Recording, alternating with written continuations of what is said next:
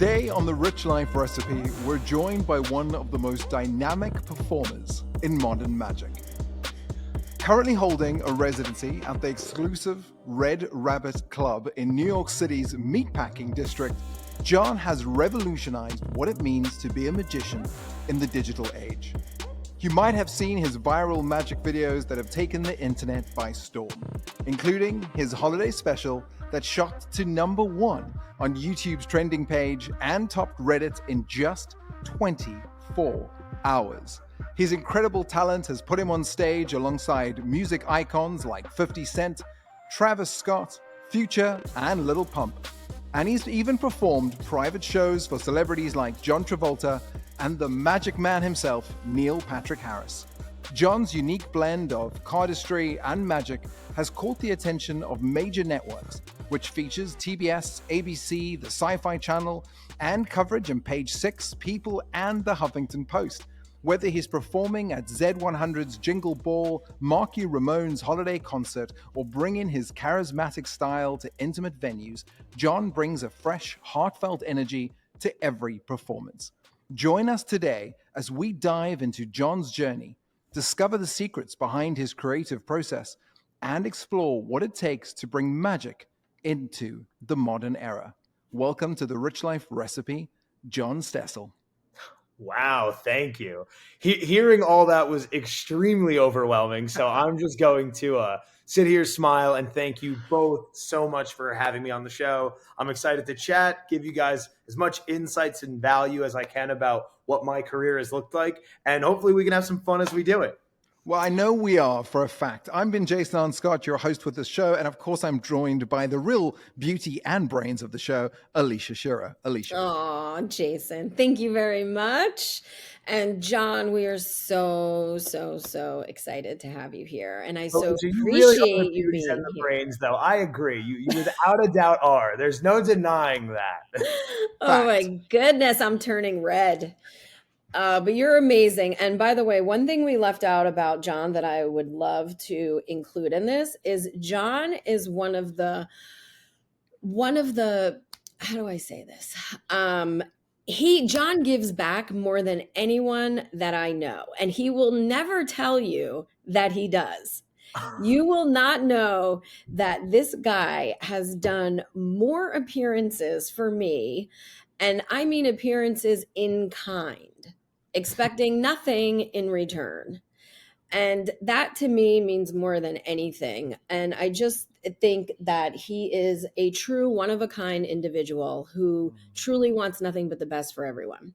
Guys, I'm telling you, keep doing this. My head's going to, if the video's recording, my head's going to get bigger and bigger as it keeps going. But Alicia, thank you so much. I really appreciate that. And all of the charity events we've done together and that I do outside as well with other people, I just think there's no better way to give back if you can. And for me, my art's magic. It's meant to be fun and enjoyed by others. If there's a cause that I can help, like, I'm there. I will make it my mission to help. So who am I to stop that? I'll find the money elsewhere. So whenever there's a charity event, I'm always game to help. That goes for you, Alicia, and also anyone watching this. My DMs are always open. I will be shamelessly promoting that if you have a charity event that you want help on, hit me up. I will gladly help. And he will. Yes. Which brings me to, you mentioned magic, of course, which brings me to my first question, which is, I know everyone is just drawn to magic and in awe of it. And the wonder that it brings, because I'm always like, how in the world did he do that? And I have experienced your magic personally. And I think one time I actually got up and walked out of the room because I was so freaked out. So how do you, one, cultivate this in your own life, bringing that magic, the wonder, and how do you come up with new magic tricks? Oh God. Okay. So that's two very different questions, and I will break them down because they're both really, really valuable. So the one question is, how do I create new magic? I'll skirt that because that one I could talk about way too long for. And then the other one is, how do I make magic moments in my life? So I'm going to paraphrase one of my favorite quotes about magic. It is from Teller of Penn and Teller. Teller has said and this is a paraphrase, but Teller says that sometimes all magic is somebody spending more time on something than anybody would reasonably expect. And the reason why that quote's so interesting is you can think about it in terms of like a restaurant, right? Like if you went to a restaurant and you just ordered a chicken sandwich and it was good, you'd be like, that was great. But if you went to a restaurant and then when you went to order your chicken sandwich, they're like, by the way, we have 30 different sauce flavors that you could try because we got bored and tried a million of them and found our favorite 20. And if you want to try any of them, we can whip them up right now for you in a different combination. You'd be like, oh, they thought about this and they've spent time working to this moment. So like they didn't have to. They could have just delivered you a pretty good chicken sandwich. You'd be happy. But them taking the time to work on that piece, that is a little bit of magic, right? And even though it doesn't have to go for chicken sandwiches, but in life, sometimes the way that I think you can bring magic to anything is spending time making it yours. So whether it's making your significant other breakfast in the morning and taking a little time to prepare it and make it feel special, or whether it's building an actual show custom to a client for a corporate event where you hit on their messaging in a magic act. Sometimes I think bringing magic into my own life is just making sure that I take the time to make things special. Because a lot of time, all things are to really be magic is just taking a little more time, sometimes just more than most people would think you did. Right? Like you can always tell when someone took a lot of time and a lot of thought to pick a really good gift. That's magic to me, right? Like for example, oh, this is so embarrassing, but I don't care because I'm going to say it. I love taking a nice bubble bath. I'll just put that onto the pod right there. And my wife for Christmas got me one of those like bath trays. Yeah. And when I tell you, I'm still happy about it. Like I think about it all the time. I'm like, this was the nicest, most thoughtful gift. And the magic of it was being like, what does John like that he wouldn't expect? And I bet it took her like a while to come to that answer because I didn't even know those things existed. So like to me, even though that's such a silly way to get to it, but adding a little bit of time and preparation into your life, purposeful thought, I think that's how you bring magic into your daily life, no matter what it is. And then to answer your very challenging second question, how do I create magic? The answer is I have absolutely no idea. Creating magic is kind of like an artist creating music. Sometimes I set out with a goal of like, okay, if I wanted to see something vanish or something amazing happen, maybe I'll figure out the end idea and then work backwards from there. But sometimes I'm just inspired by something that like happened in the moment. Like actually, I can give you an example of that. So Jason, you've never seen me do a trick before, right? Never. Yeah. And for those listening, go to YouTube right now. Stop what you're doing. Go to YouTube. You're going to want to watch this. Get ready for it. I'm going to show you a trick that's inspired by a true accident that just happened. So this is what I mean. So when I came here, I got my cards, I was shuffling, and I accidentally, as we started recording this, knocked all my cards over. So you can see, like, it's a mess. I've got cards going face to back all these different ways. Like, I have no real order to this. And I was going to try to fix it before we started. But I thought, like you can see, they're all going all these different ways, face to back, back to face. But I thought, instead of fixing it, what if we tried something with this chaotic state, right? You see how these are a mess. Yeah. I'm going to square these up, and I'm not going to let them leave the frame. We'll put them in the box, and I'm even going to tilt the camera down. But I'm not going to let the box leave the frame. Box stays in frame. I stay in frame. Have I done anything funny, Jason? Absolutely. Well, I mean, nothing. Absolutely nothing. Okay. All you know is I have a mess of cards that I dropped before the show, and since we jumped right into it, I did not have time to fix it. Correct. I'll push this back so I can hopefully stay in frame. Perfect. Okay. Now here's what we're going to do. We're going to do this through the screen. Now, Alicia, in a deck of cards, there are red cards and black cards. I want you to choose red or black. Red. Jason, in a deck of cards, there are hearts and diamonds. Those are the red cards. Which do you prefer, hearts or diamonds? Diamonds. Okay, Alicia, there are high cards, medium cards, and low cards. Pick one of those ranges for me. High. High. Okay, Jason, I'm going to give you a range, but I do want to be very clear. Most men when you ask them to think of a card, they think of either an ace or a jack for blackjack. Most women will think of a queen or a 7. I don't know why, but the study prevails. However, I'm going to give you a range. Do not let that influence you. So you said high, so let's do 7, 8, 9, 10, jack, queen, king. Out of those, what is the value you want to use? Ooh. Out of those values, out of that range of high, what would you like to choose? Do I say it aloud or am I thinking Say it out loud. Yeah, 10. 10. 10. Okay, 10. Now here's what's interesting. We can agree that I couldn't have influenced you guys to this decision. We picked red. Then you picked, was it heart or diamonds, Jason? I can't remember. Diamonds. I picked diamonds. And then we picked high, and then you picked out of that range the 10 of diamonds. That was fair. Yeah. Here's what's crazy. Because this deck, I told you, I dropped it before we started. It was a mess. But here's what's unbelievable. Because now,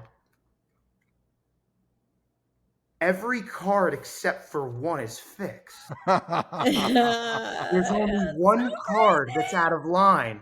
No. Sure enough, the 10 of diamonds. Oh my gosh. Bravo. That's ridiculous. That is absolutely ridiculous.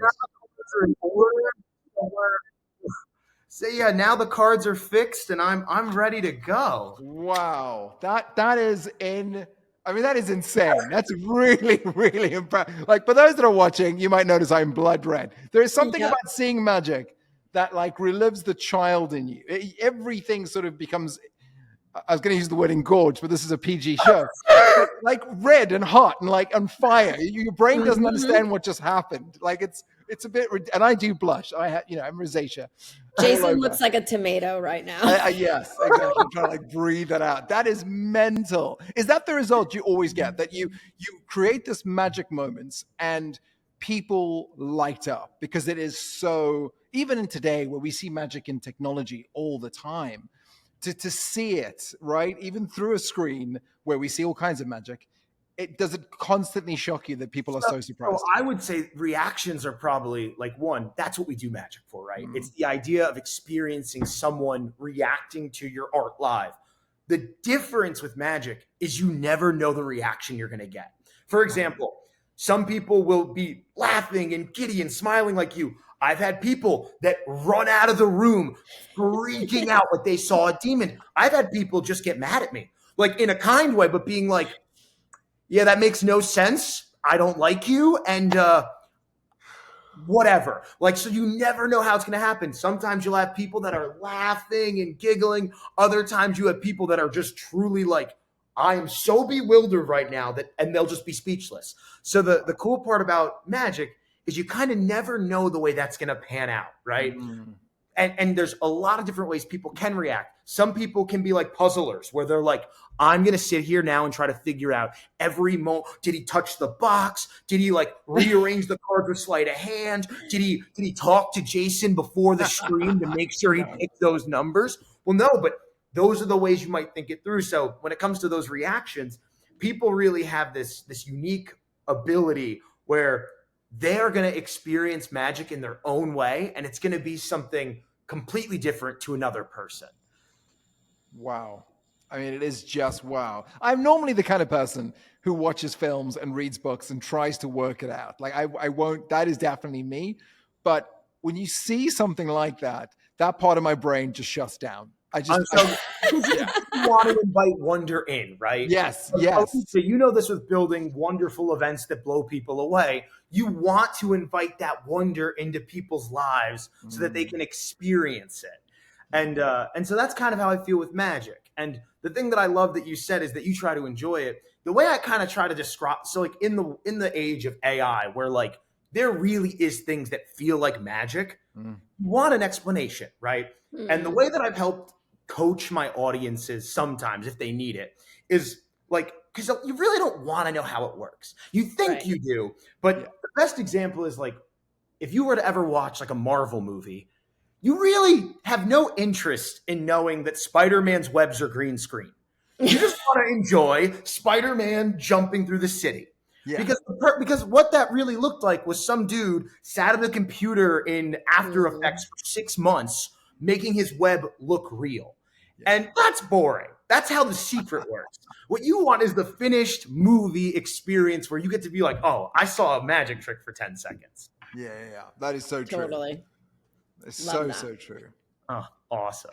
That's mad. My brain is still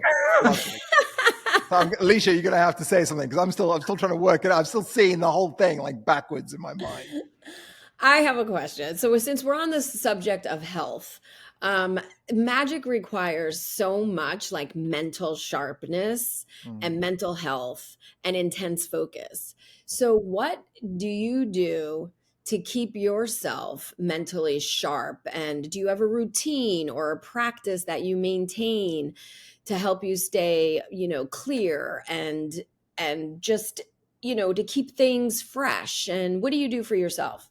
So that's a great question. I would say the things I do for myself is no different than any person just practicing a wellness routine. Like, I'm not the most buff or fit human, but I like to exercise. So I still keep like an active running regimen. I'll probably run like a couple miles every day, every other day. The thing I've picked back up, which has been incredible for my mental health, is I grew up playing competitive ice hockey. I guess it was kind of, at one point, believe it or not, guys, I was an athlete.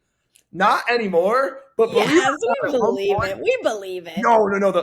Alicia, the funniest thing is I used to be like a proud enforcer in ice hockey, which means like I used to like get in fights. Little really? That makes no sense. Sorry, Jason, that was just a joke for Alicia because I knew Alicia. I don't see it. I'm sorry, I don't see it. I don't see you fighting. No, you're a lover, not a fighter. I completely agree. But the reason why I say this is I've recently started playing ice hockey again. So a couple of buddies and I have been like playing pickup games, and that has been incredible for not only my fitness, but also like my mental health. Like being able to like jump on the ice and get some like real life aggression out in a positive way with a group of supportive, competing adults has been so awesome.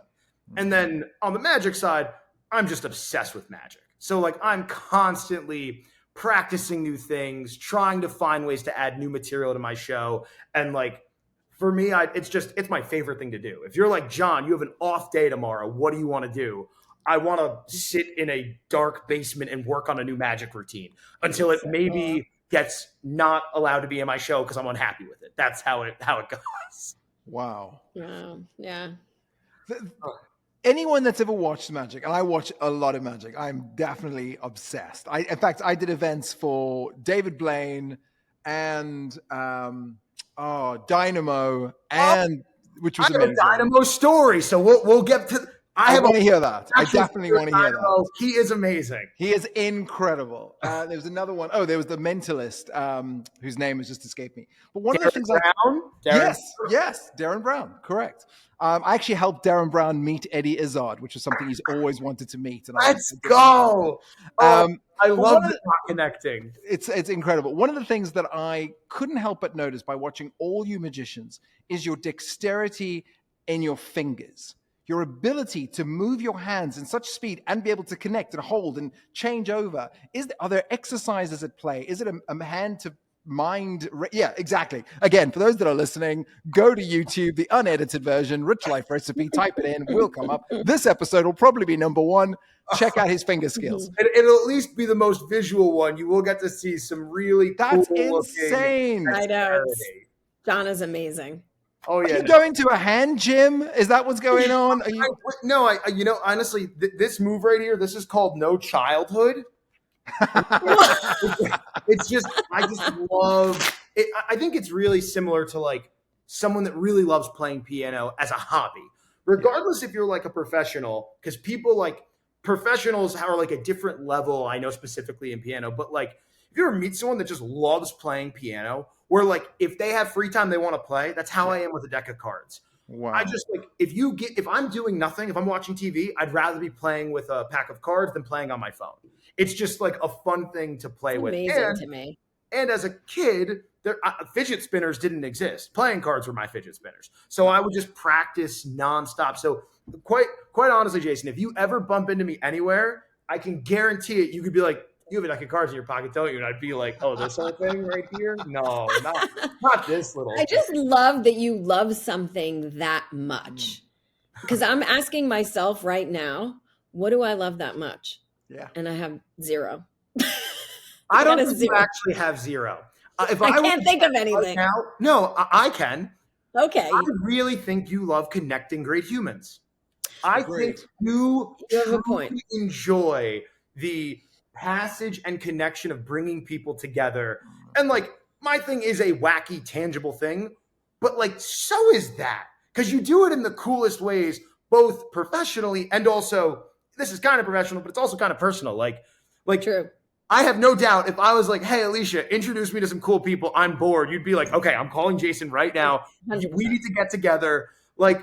So I could see that being for you. So it might not stick out as obvious as magic, but I think you have it. Yeah, I would agree with that. I would 100% agree with that. I do enjoy that. You're right. It's true. Very true. Yeah, and you light up when you bring great people into a room to meet other people that you think are great. And occasionally I'm in that room, so I'm very thankful. Lately, you're always in the room. Lately, I'm very, very fortunate. I'm like, oh, cool. I'm one of Alicia's cool friends. Yeah, You are 100%. Oh my made the gosh, list. so fun. You're the best. We talked about the health. We're still under, those that listen to the show and a couple of episodes in, we have 3 pillars. We have health, wealth, and wisdom. And we were talking about health, and you mentioned something really interesting, which I don't think a lot of our listeners and those that are now watching are aware of. Unlike cold plunges, which have 0 scientific proof that they work, not one single research paper that proves it, which will shock a lot of people, hot baths have over 72 benefits for the body, for the skin, for the lungs, for the heart, for stress reduction. So already John has given us one incredibly important ingredient, which is, and Tom Ford used to have 7 hot baths a day to help his creativity when dealing with stress and style. To take a moment and indulge yourself in something as important as a hot bath. I couldn't agree more. The best thing one can do. And as a Brit, we take hot baths all the time. You'll see a really angry Brit walk out of a hotel room and go, where's the bath? It's kind of like a Thai person and a poop spray. They're like, what do you mean there's no spray for my bum? This is ridiculous. Brits are like, where's the bath? I want to bathe in my dirt. I want all the things. I want the smells. I want the touches. I want all of it. I kept my gift very mild because I received a bunch of bath bombs and other soaps and things it was a bath kit.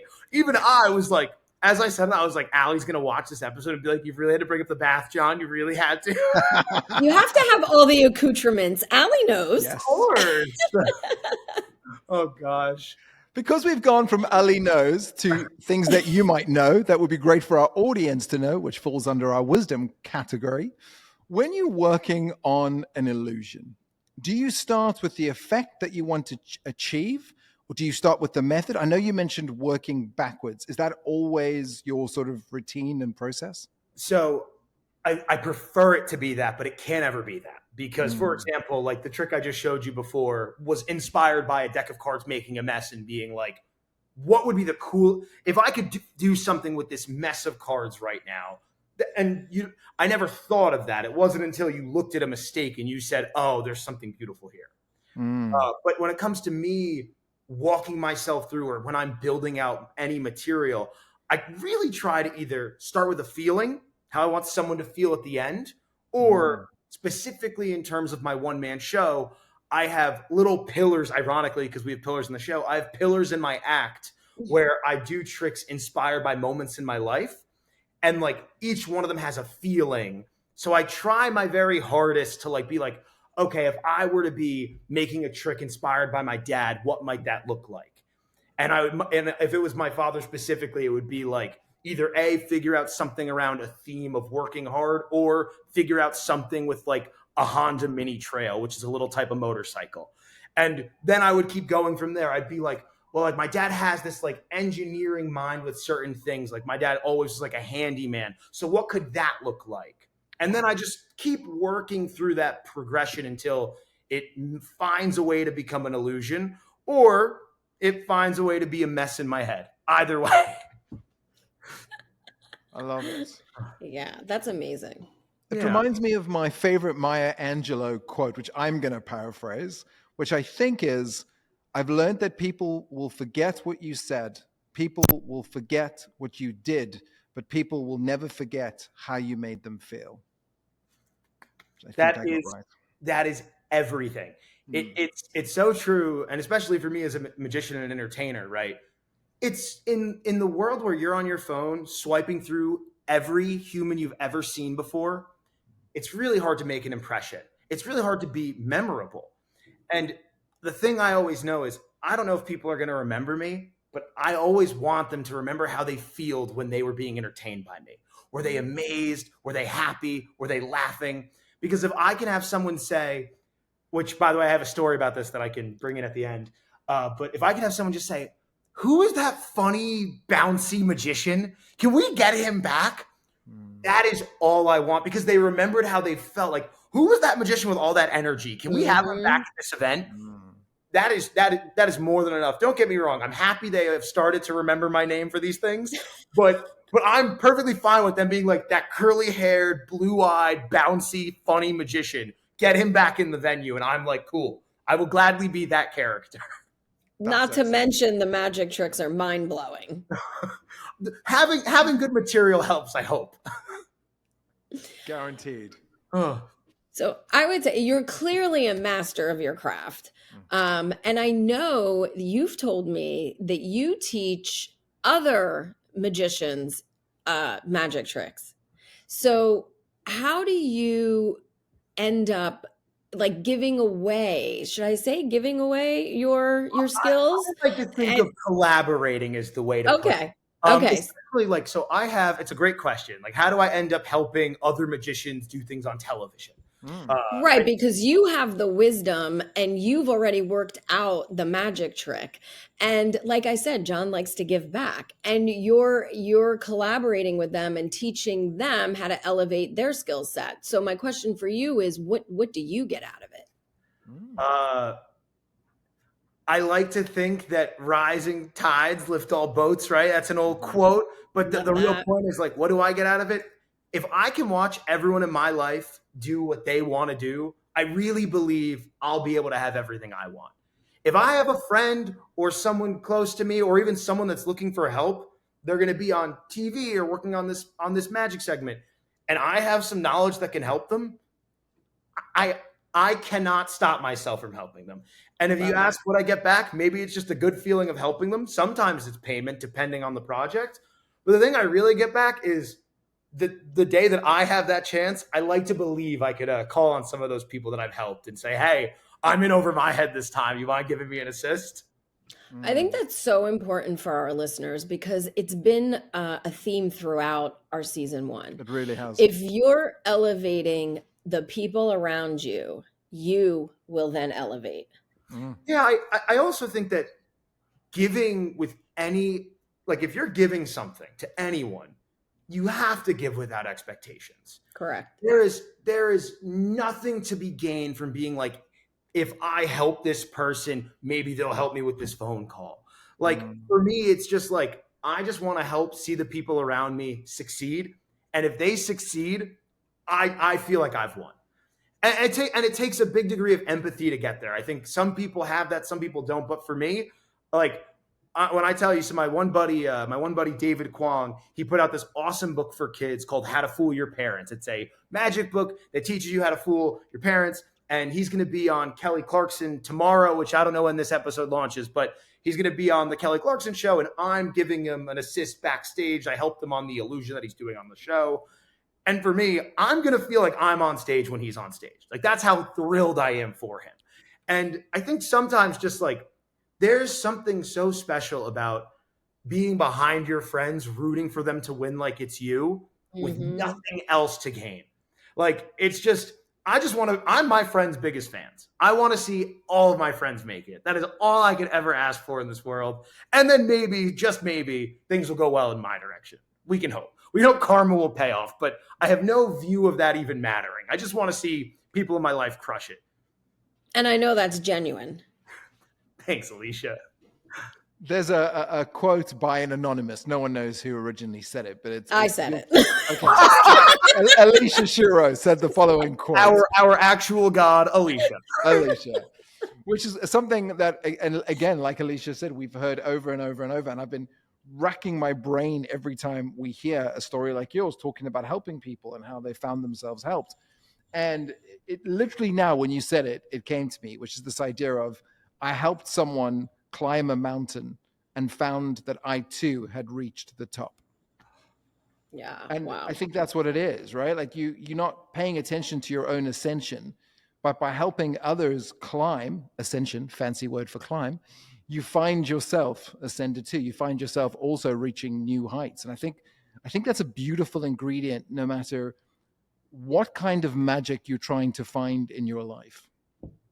It's that giving without wanting or needing, but just giving for giving's sake, that you will probably get all the rewards that could come to you.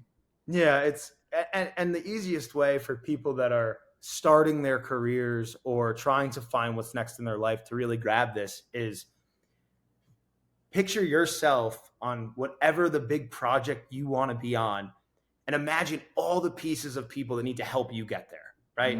Doesn't matter who they are, but at some point, right, if you're a musician and you're working every day for your big break, and then one day some person for an A&R or a record label is like, I want to have a phone call with you. You seem like you could make it. You'll never forget that moment. And same thing in all their careers backwards, right? And the way I see it is I would be so happy carrying that person's guitar case on the way to that meeting. Just being there to be like, whether they crush it or not, being there, whether they need the support when they walk out because it didn't go well, or whether we're getting a beer and celebrating what feels like that next step in their life. Like that is really, really what I think in a career, when you're looking at it, those are the moments that really shape where you're going to go. And it's just doing it with no intention other than seeing the people around you make it. It's just a good feeling. Absolutely. Agree. Love that. We're going to move from helping and giving to getting, in a way, right? Which is our idea of wealth, or at least monetizing creativity. Another theme that we've seen throughout the show is people like yourself, incredible people who have a passion for something, finding a way for that passion to also provide them with the money to have a life, which, you know, anyone in the arts will say is one of the hardest things in the world. In fact, I myself once got into theater school, and on the very first day saw a poster that I'll never forget. It said, artists don't live to work, they work to live. And I said to the woman that was walking me around the building, trying to show me where I'd be getting my tights from, what does that mean? And she said, it basically means you'll end up poor. And I was like, I'm out of this school. which way to business school? Could you point to that? Because I want to go there. I don't want to be here. This isn't for me. How did you make that move to find a way to make your art support you as you created your art? It's a great question. It's something I'm still figuring out to this day. But I think the real thing for me is that I've always been fortunate enough to just have an interest in money. Just myself, I've always been interested in, I should say, and I should put it simply, just I've always been interested in the economics of winning, right? A scoreboard, right? No matter what you're doing as a hockey player, I like winning games.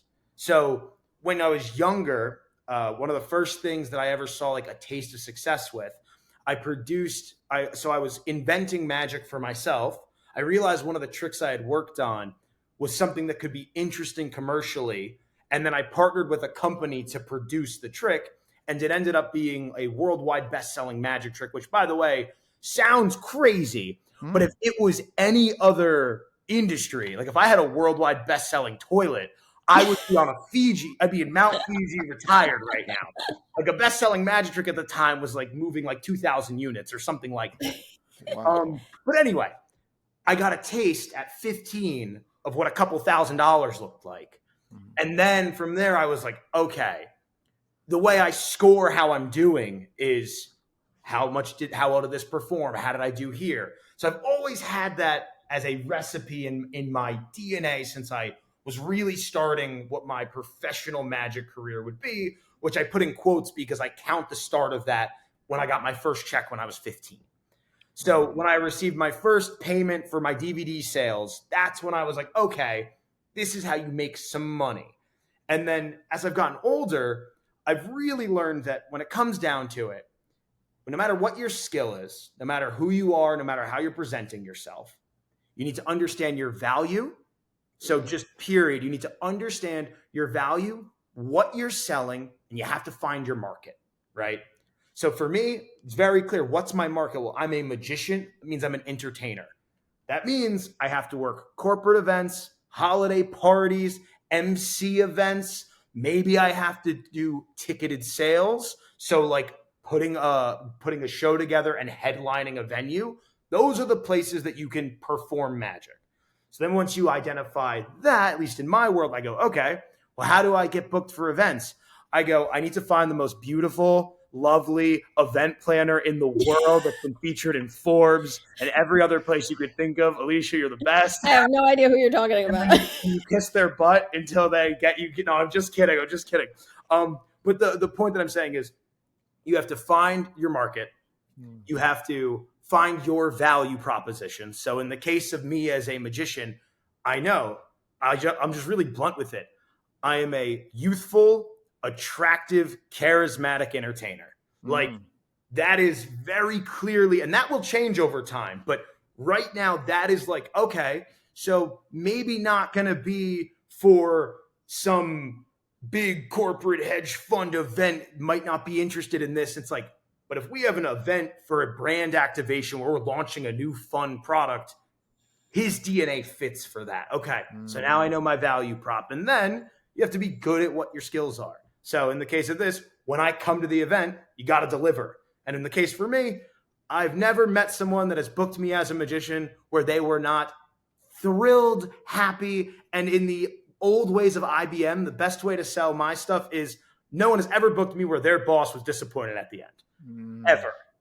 I think I'm losing track of whatever the question was, but to wrap it up in a bow, know your market when you're selling your whatever your creative service is or whatever your passion is. Find the way you sell value, and then I'll add what should be the third thing, which is learn to sell. At the end of the day, you're selling yourself. Like personal branding these days is everything. So find your way to be like, hi, this is me, and showcase that. But learn how to sell, because at the end of the day, you're only getting booked if people buy you. And that's kind of, even though I've said 40 things, those are the 3 in 40, because I love to go off on my little tangents. It was a good tangent, and I think there were a lot of greatness in there. There was a lot of ingredients for greatness. Yeah, I really needed like a whiteboard. It would have had all the like the strings of a madman. Like would have had like, okay, here are dollar signs. Here's like happiness. Don't forget to stop down here. Anyway, sorry, I gotta stop. I think you were right though. You hit the nail on the head with know your market. And yes, you and I have worked together on several corporate client events, and every single one was a huge success. And then I think you have taken it a step further. You mentioned this. John will customize a magic trick according to the client and integrate their branding. So that is a niche that I've never seen anyone else do, actually. And I think that's what separates you from the rest, in addition to your young and energetic and charismatic self. Yeah, I just threw young in there so I can look back to be like, remember when I used to introduce myself as young? But we were all young once. Oh, I know. But I will say the fun piece of that is, finding ways that differentiate yourself in the market. Like, I'm really proud of the fact that I can create new illusions or find ways to weave brand messaging in. And for anyone watching this, I will remind you, as artists, if you do anything different than what is your art for the client, that is customization, charge more. Please. If any client was like, can you just play your harmonica, but at the end do our jingle? Yes, upcharge. Yes, and it's X. Know your worth. Yeah, but you have to know your worth. And you also have to realize that the thing that a lot of artists get lost in is we're all getting that famine mode where we're trying to survive. We will take any gig we can. But you also have to remember that, like, if it takes time and it's not your normal thing, time is money. Find a way to express that and then sell it. Beautifully from said. that. I've realized as I turn 50, April 16th, is the only time I'm ever going to be called young again is if I die in the next 2 years. They'll be like, he was so young when he died. Oh, Otherwise, stop. I'm never going to hear that sentence again Oh because my now God. people point at me and go, that's the old dude. That's the old dude that I travels don't the world. want you to worry. I promise. In 3 years, I'm calling you, and I'm like, Please. "Hey, young man, how you doing?" Just to disprove this. I'm putting that in my calendar right now. That's Gonna put getting it in. diarized. That's 100% getting Oh, diarized. oh my gosh, I love it. I love it. We're talking about aging, and with aging, we hope to think about personal growth. Magic is both an art and a business.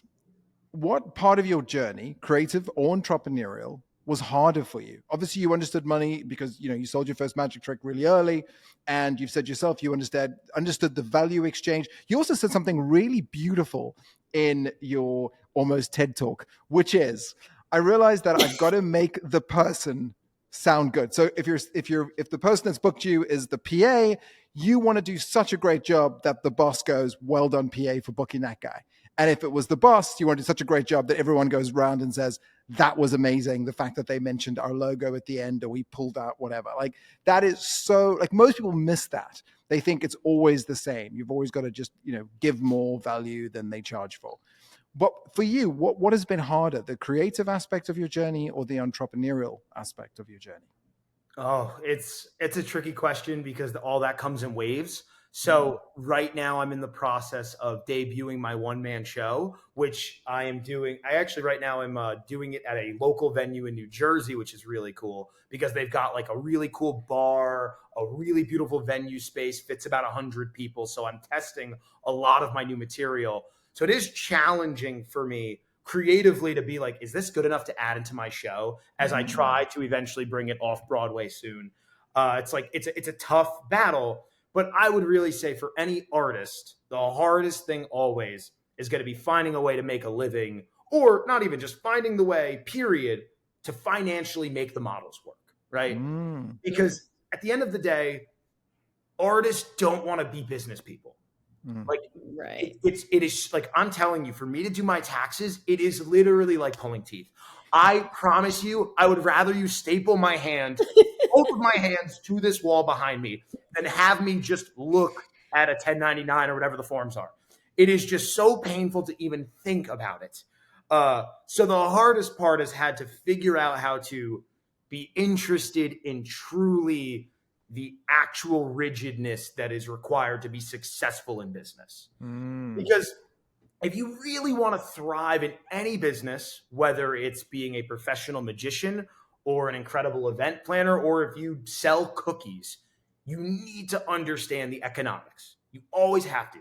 You need to know dollars in, dollars out. You need to understand your expenses. And then you have to do the hardest thing for me, probably for you as well, but for me, you have to remember to document your expenses. And then you have to have your accountant yell at you and be like, "John, your new watch isn't an expense." And I'm like, "It might be." I talk about it in the show.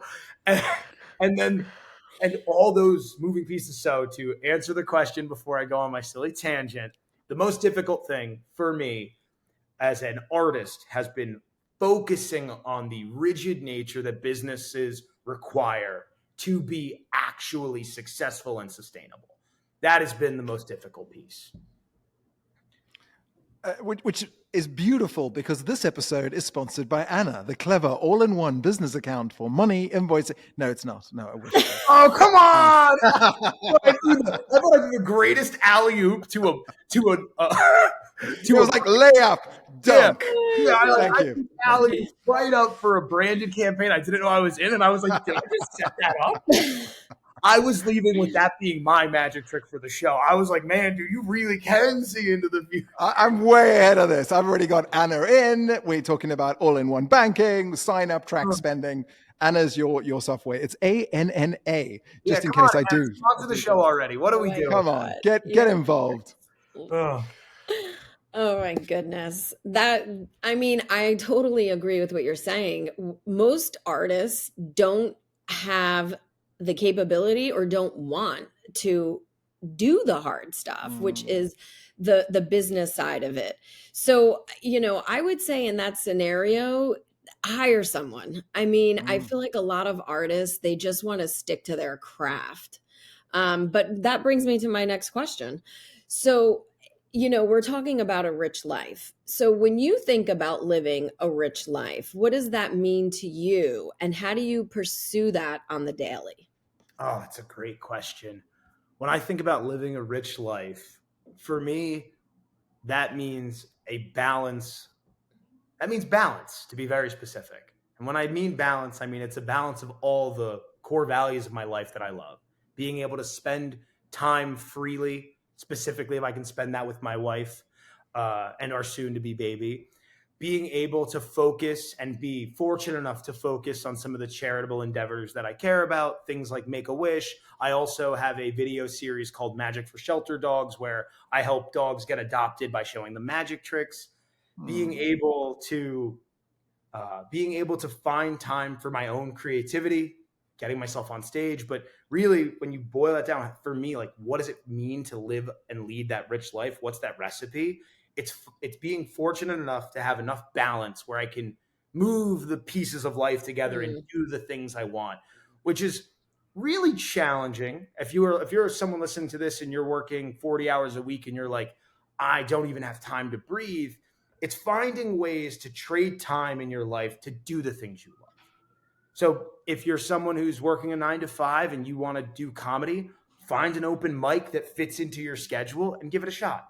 Finding those pockets of your life to be able to balance out what you want to do with what you have to do, I think that is a recipe for a really rich life. That's beautiful.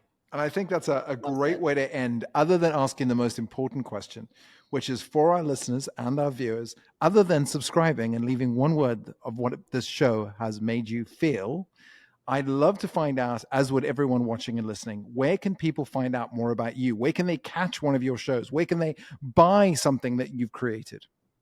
If I appreciate that, Jason. If any of you watching this are interested in some of the stuff I've talked about, I'm John Stessel on all platforms. You can just look up @John Stessel. I'm really easy to find.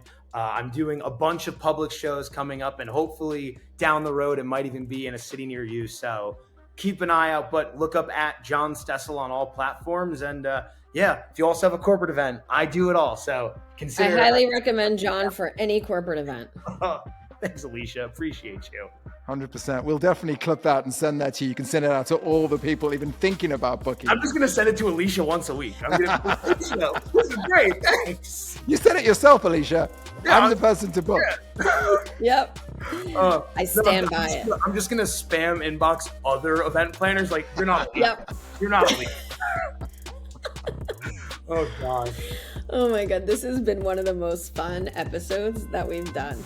Absolutely. Well, I'm just so excited to be a part of this incredible journey and things that you are both building. And all I will say, though, is I hope not only does this season 1 thrive, but I hope it thrives so much that you're forced to get a studio that I can then show you guys magic in real life in. So I'm willing that into the universe for your futures right now. We're there. From your lips to God's ears, that will be our plan. I love it. Thank you again for joining us today. I know you have a slamming schedule and you're getting ready for a big day tomorrow, and can't wait to see you on stage. Oh, thank you. It was so nice chatting. Be well, team, and we'll chat soon. If you love this episode, make sure to subscribe so you never miss your weekly fix. New episodes are released every Wednesday. And if you think this podcast could help someone in your life build their own rich life recipe, please make sure to share this with them too. Hi, I'm Jason Scott. You may recognize me from such podcasts as, well, the one you were just listening to. I've done a bunch of podcasts. In fact, I'm the first person ever to not sell one show, but sell 2. To find over 20 ways to promote a show, to get more listeners. I've also found over 30 ways to make money from my podcast. It was at this stage that so many people came to me and asked me one question. How? How do you make money from a podcast? Which blew my mind, because I kind of accepted that everyone was making money from a podcast, or why were they starting a podcast? But here's the trick. There's a formula that I found out back in 2015, and I've tested on people over and over and over again, to finally finding out that there's one recipe, just like the Rich Life recipe, a recipe to success. For the first time ever, we have a course that has everything in it. how to start a podcast, how to grow a podcast, how to promote a podcast, and how to profit from a podcast. I've done it in multiple podcast types, from lifestyle to business to financial to crypto. So this is your chance. And because you've come this far, I'd love to give you a gift. If you use the coupon code LISTENER, you will get 20% off. What I'd love you to do is go to the link podcastingforbusiness.co and open the gate and meet me on the other side.